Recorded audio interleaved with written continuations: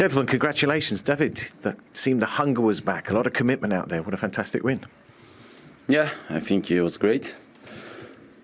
We did a great first half, and win was a mature team in the second half, because we have to be honest and humble to admit physically we are not ready.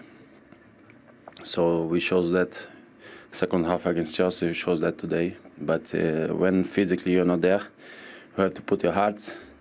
And this team is in a moment now to change a lot of things. We cannot change the 0 to 10 in 1 day, 1 week, 1 month. But it's beautiful to see how the kids, they start to understand the commitment, the behaviors, and what they have to do every single day to achieve big things in life, big things in football. So I think we showed that today, and we're going to do big things in the future, but step by step. And we saw the reaction of the crowd, Socrates, that you haven't won a Premier League game here since the start of October, so it was overdue, and you could see the enjoyment from the fans as well. Yeah, because we have to, what David said, we have to start again. I think also that we have a lot of space to improve. Second half, we didn't play like the first half, so, but I think every game is better. We start to play, the fun is back, and I hope that the new year bring the best. The fun is back. That's nice. Was it because of the Chelsea result the other day that the nerves crept in the second half? Was that part of the reason? Yeah, of course. We know that we are not maybe ready to fight for 90 minutes. And for this second half, again today we struggled. But I think every player now likes the way that we play. And what I said before, the fun is back. So we have to try more and to play better and better every game. Is that true then, David? The players, are they clear in what their jobs are now? That respect for the manager's changes, you can see it on the pitch?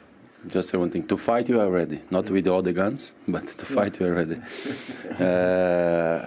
I think I said I read this last week. Mikel is a great coach. He knows football, was a great player. And he brings things where I believe in this philosophy, and I think he can improve every single player. And in life, when you're happy, the results can be totally different. I think I always like to use the metaphor. If you sleep happy, you can sleep 4 hours. It's better than sleep sad 8 hours. So if you work with happiness, if you work with believing in what you are doing, it's totally different. So I'm happy with everybody. But we need to understand our season is not there. We didn't start very well. Oh, we started very bad. I have to be honest. But things can change, and there's still some titles to fight and improvement for the team and for the future. Certainly. A happy new year. You scored the goal. He's got the man of the match award. Could you present it to David for me? Of course. Thank you. My friend. This is for you. No, this is for the team. Thank you. God bless you guys. Well played. Thank you. Wow. Pick the headlines out of that interview. When you're physically not there, when you're happy, it's easier. When you believe, it's very different. I mean, he's effectively saying there, isn't he, that they're not fit enough. They didn't believe in what was happening before, and it wasn't a happy camp. I think he's answered a lot of the questions we had in here. We were sitting there going, well, why are Arsenal performing like that today? And they didn't 3 weeks ago, and before that for Unai Emery. So he said exactly what we wanted to hear. What are the reasons? They didn't believe in the philosophy. They weren't fit enough. We saw against Chelsea last week, one of the main reasons they lost against Chelsea last week was because they fell apart physically in the last minutes. 83 and 87 minutes, the goals came. They looked dead on their feet at the time. So they've got to improve that. And he looks like I said, the smiles that you saw when the final whistle went there were of players who seem like they're happy. They're happy to go to training every day. They're happy to take in the information from the manager because they believe in what he is preaching. And that goes a long way. And so this is one result, by the way. It's very early. You know what I mean? So it's one result, but we need to see. And you find out about your players when things are not going well. So we'll have this period now where hopefully you win a few games, and then there's going to be a downturn, and then you find out where you are with your players, and you work out players when things aren't really going really well. But the overall intensity, Robin, just felt so different today. Yeah, you can see, although they're not sprinting with their pressing, but they're in the right spaces. So by not doing a lot, they're in the right spaces, and this is the reason why they make it very difficult for Manchester United. In an easy way, just being positioned in the right way, they get the balls back. Which gives you encouragement to keep doing it. Exactly, and everyone has a job. You could see Arsenal constantly running. Every single player on the pitch. Your best goal scorer, your deadliest man, Aubameyang, is running back into defensive areas, chasing people all over the park. And he was closing De Gea down every single time. Exactly, and when that man's doing that, there's no one else can cheat. No one else can look around and go, our main man who gets us the goals is actually working back. Look at the crowd there joining in. The intensity from the manager there on the sideline, whipping the crowd up. This place is renowned to be somewhere sometimes it's quite quiet at times, and they're not actually being taken off their seats by bits of skill, by goals. It's actually by closing down. Everyone has a job to do. And look at Lacazette here. He knows that, he knows. He just realizes he needs to sprint back 40 meters and look, got the ball back. And then again, 3 players. They bullied Man United today. Yeah. And that's the thing that disappointed me probably most about Manchester United. They got bullied. We used to come here and bully Arsenal. That was one of the main intentions, to come here and get in their faces, and they reversed that today against Man United. I do believe that the reason why Manchester United was so flat is that the midfielders were not giving those final balls. Even if it goes wrong, it doesn't matter. Then you play out their half. No one was giving those balls. And Rashford, I have him down for 15 great runs. Martial, similar. He didn't receive one ball. Why is once. that then? Partly quality. Yeah. Look at Rashford. It's a great run. The ball is open, the pass is not coming. So are they being coached well enough, or or is it a quality No, issue? but it takes him back to when this is a great run from James as well. Doesn't get played. But this has to be sometimes an instruction from people. We played together for one season. Robin was top goal scorer in the league. This is another great run from Rashford again. Yeah. Robin was top goal scorer in the league at the time. And Sir Alex Ferguson brought us into a meeting room, and we all thought he was going to give us a pat on the back and say, well done. He said, I brought a player in who's making runs. He showed us about 6 or 7 clips. He had probably about 30. And he hammered Michael Carrick, Scholesy, me, other players. He literally You're said, not passing the ball. He's going to win you the league if you pass him the ball like this. And we wasn't. He literally said to Scholesy, Carrick, Chingy and Wayne, if you cannot find him, you will not play. Really? And me. Literally. Yeah. You've always found him, man. It was easy for you. No, but I mean, and then if you fast forward the season, one of the probably most standout It was a goals of the process season. of a couple of months. Yeah, it was a process, but one of the most standout moments of that season, Wayne Rooney gets the ball, plays a 30-yard ball into him, he volleys it in the back of the against Aston Villa, we win the league. Not a bad goal. But if that conversation doesn't happen in that office, there's a chance that goal might not get scored because Wayne might not look for that run. But it's in the back of your mind now. The manager's put that in your mind. Look forward for this man running. And today was one of the common factors in the game today was Man United players on the ball in the middle part of the pitch especially were not looking forward for the runners because Man United were making some very good runs and for a forward that's demoralising. But I'm just thinking, do they see the pass or do they don't even see it? Are they even having those conversations that you had when Sir Alex Ferguson was in charge? Because you look at their recent results, right? They beat Tottenham and Man City, and everyone starts talking about, they've turned a corner. Then they draw with Everton and they lose to Watford. And then they go and score 4 against Newcastle and actually did OK against Burnley. And we have the same conversation again. And now they've gone and put in this performance. Consistency is the key. Because when a team isn't consistent, what is the reason? It's easy to say, well, they're inconsistent, but they've got to find the answer. They haven't won 3 on the trot since his 6th game in charge. Well, you need triggers in the team, for starters. You need a structure to work from. We saw that with Arsenal today. There's a base, a foundation to play from. The way he structured the team.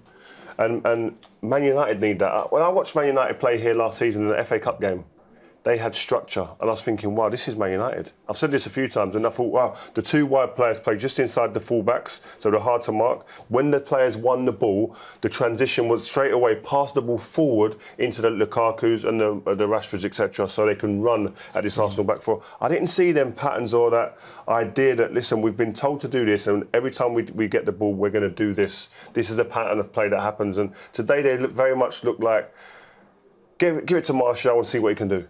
That's what it seemed like today with this Man United team. Yeah, you need a bit of fear as well for your coach. But first, you need a game plan. You need a game plan, and then you need a bit of fear for your coach. If you have that, then you know if you don't make those runs, if you don't pass those balls, you will get punished. You will not play the next game. Do you think there's perhaps a slight lack of fear when it comes to the coach? Probably. By the looks of it, I think so. Yeah. Yeah. And what about the players? Are they bothered enough? Like when you were both at No, Manchester they are. United, Listen, yeah? that's that. I won't let that be said about these boys at Man United. I know a lot of the boys in that change room. I've seen a lot of them grow up. They're kids who want to do well. They're desperate to play. They're desperate to be the best in their position. They're desperate to do great in a Man United shirt. Yeah. But it's just not happening at the moment, and that's got to be sorted out. The consistency is the biggest problem at the moment in the way that they're playing. Is that down to the youthfulness of the squad? When you've got young kids in the squad, young players. I think he's used 10 players under 22 this season. There's a lot of players who are young, but you can't. They need consistency. They've got to find it somehow, and that's the job of Ole Gunnar Solskjaer. OK, right, I need to jump in because Mikel Arteta is waiting to speak to us live downstairs. Let's get the reaction then of the Arsenal coach. For the first time, he knows how it feels to win as a manager. Boys in the studio are asking, how does it feel to have that first win as a manager? Great. The feeling is incredible. I'm so happy and proud of the players and the performance that they put in today. Did the first half in particular, did everything go as you expected? That was your game plan in action? Yes, it was much better. Much better the first half than the second. Everything we tried to do and we planned to do against them worked really, really well. I think we had enough chances to put the game to bed much earlier, and in the second half we knew that physically we were going to drop. At the moment we are not ready to maintain that level of intensity through 90 minutes, but the spirit, the commitment and the desire that the boys are playing at the moment is terrific. And you've been talking about trying to reconnect with the fans. Of course a win does that, but you could feel the enthusiasm and the joy. Absolutely. Right from the start I could feel it. When I went out there I could feel straight away a different atmosphere. Thank you so much to them because we really need them. These players are going to play much better when they feel the support behind them, the energy, and we are to entertain them here. So hopefully we give them something to be proud of today. And David Luiz and Socrates have been in here talking about their belief in the system and in the way you've improved the tactics and the energy and the intensity and also the fitness long term. This is my job. That's why they brought me here, and that's what I'm trying to do. I try to help them as much as possible, give them clear information, give them the right structure for them to feel comfortable and make more good decisions on that pitch. But after, they have to believe on them and they have to follow me, and I'm so happy that they're doing that at the moment. And it's important to get that first win, is it? Just to build confidence, to get the momentum going. Absolutely, because I think the performances were getting better and better, but we didn't win any games yet in the first two, so I was desperate for that, and I'm so pleased. So it's a happy new year today, definitely. Yes, absolutely. Thank you very much. Cheers. Thank you very much. Well done. Look, it's not just the significance of getting that win. I think it's the way that the win came about. And we've sort of touched on the approach. A little stat that we've just uncovered for you. In the last game under Unai Emery, they covered 105 kilometres. Today, 114 kilometres. As he said, physically that is an issue for them at the moment. But the way they won the game is so important going forward. I think more important in that stat there is it will be the intensity. The ground covered's great, but the intensity with which they've done sprints, that, so that's huge. But the cross was scruffy, but they were in there. They deserved their lead 100% in the first half. They were magnificent first half. And in this moment, Pepe arrives in that danger zone. Yeah. No, he should do that more often, and I'm sure if he does that, he will score 15 more goals per season. He was electric in the first half. Him, Lacazette and Aubameyang. If there's a front three, there's huge potential there for them to really turn it on week in, week out. And don't forget, he's seen close up the work that's been done at Manchester City with the likes of Raheem Sterling and Leroy Sané. He knows how to coach a wide player, an attacking player. That's a big plus for Mikel, is that he worked with Pep for 3 years. Just based on that, it's like to learn so much from, in my opinion, one of the greatest managers in football. Is a big plus for him. I think an important part to take out of that interview as well from Mikel Arteta is making the players feel comfortable within the system that and the environment he's creating. I think that's a huge thing, and because it seemed from the interview from David Luiz that there wasn't pure enjoyment or belief in the manager previously, and he's trying to make sure that they've got that here. So that's a platform and foundation to work from. Very good. Feel like your club's in safe hands, eh? Well, yeah. I hope so for them. I'm happy for Arsenal, happy for Mikel. Hopefully they can keep it going. Okay. Poor old Norwich. Be top of the league if it wasn't for VAR, obviously. David Moyes, the Moyesiah, he's gone in and made such a difference already. Straight away, I mean, it's that new manager effect that we always talk about. The players get lifted, but a 4-0 win at home, convincing, totally. Mark Noble, the captain, getting 2. But it's great for the West Ham fans. They need some consistency. They need to really get going now. And listen, the owners there have spent some money, and they need to see some kind of some reward from that. And hopefully, David Moyes is the right man to do that. And Bournemouth dropping like a stone. I mean, every team around them picked up points today. They were the only team in the bottom 5 not to get a point at least. Yeah, well, besides your team, up until the 11th place, it's very tight. So I wish in 2020 less VAR moments and more points for your team. Hey, we were talking how many goals did you have chalked off if VAR was in when you were playing? But that's a conversation for another day. The conversation for today needs to be really about Manchester United. Ole has been talking to Des. It's interesting. Here's what he had to say. Ollie, so you feel again like 2 steps forward and 1 stumble back today? Yeah, you can say that because, of course, we've lost the game after 2 wins. Then again, it's for me, it was a game between 2 teams that do have loads of quality, and Arsenal showed it more than us in the first half, and they won the game through that. What was the problem in the first half? I mean, they did dominate, particularly after about 10 minutes. Did you come out of the block slow? What was it? No, I thought we came out okay. Got 2 or 3 counter-attacks. But then they got into the game by maybe we took a couple of too many touches. They were really sharp in the regains and they won the ball back off us. We never managed to settle. And the 2 goals, obviously, it's disappointing to concede. I can just see them there, sorry. Did they look any better this time? No, not really. Sometimes it happens and you see David saves the corner, then the ball bounces off Victor's back. That's marginal. The first goal, we shouldn't play offside, but then the cross bounces off Victor again and it changes direction. So that's sometimes football decided on those little things. But I felt, as you said, from 10 until 45, they were better than us. In a good game, I felt. It was a high-quality game. You made changes in the second half, and you did start to get into the game then, but by then, of course, the damage is done, isn't it? Yeah, and we know we're fit. We know we're getting better. We know the boys have really worked hard over the last few months since we've had ups and downs, and I can't fault them because the energy and drive has been there. And today maybe it caught up with us, but we'll bounce back again. Different subject altogether. Transfer window's open, of course. Any business happening?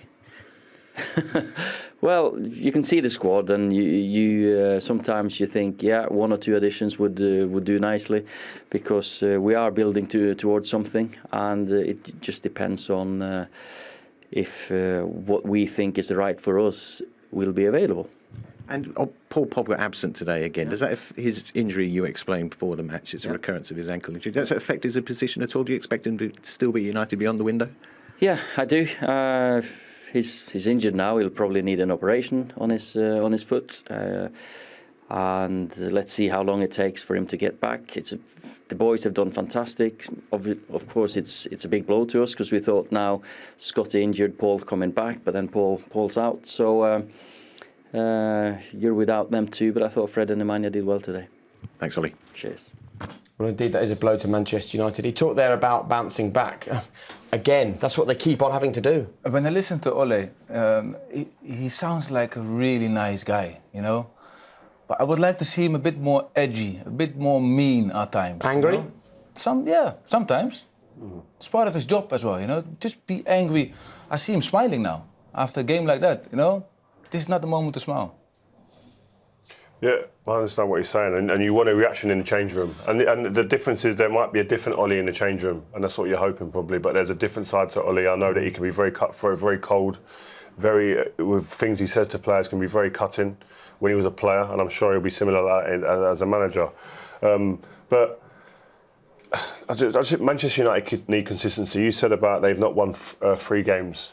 On the bounce, the bounce since Ollie's been there. That's what they need to get towards. That's what championship-winning teams that are competing for titles, have consistency, have big runs of games where they don't lose for 10, 15, 12 games.